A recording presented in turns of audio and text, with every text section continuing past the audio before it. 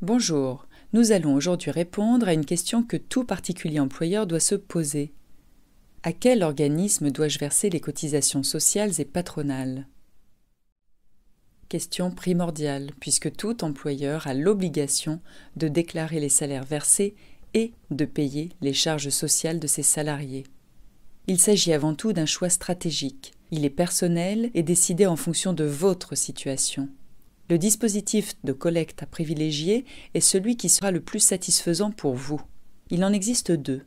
L'URSSAF, l'Union de recouvrement des cotisations de sécurité sociale et d'allocations familiales, et le CESU, le chèque emploi service universel. Ces deux organismes sont maintenant identifiés, mais lequel choisir? Ils ont chacun leur fonctionnement, leurs avantages, mais aussi, bien entendu, leurs inconvénients. Le CESU propose des démarches simplifiées. Les déclarations peuvent se faire par Internet et le prélèvement automatique peut être mis en place. Il permet ainsi une souplesse des délais, et ce, sans pénalité. Avec le CESU, le paiement des congés payés est lui aussi simplifié. À ce titre, le salaire net mensuel est majoré de 10%. Ils n'engagent donc pas de rémunération au moment où ils sont pris. Mais avec le CESU, il est impossible de déclarer certains éléments de la rémunération, par exemple les heures réelles de présence, puisque seules les heures entières peuvent être déclarées. Le détail des heures de présence jour-nuit, avec notamment la distinction de la présence responsable et de la présence effective. Les primes exceptionnelles, telles que la prime de précarité, ne peuvent pas être déclarées non plus.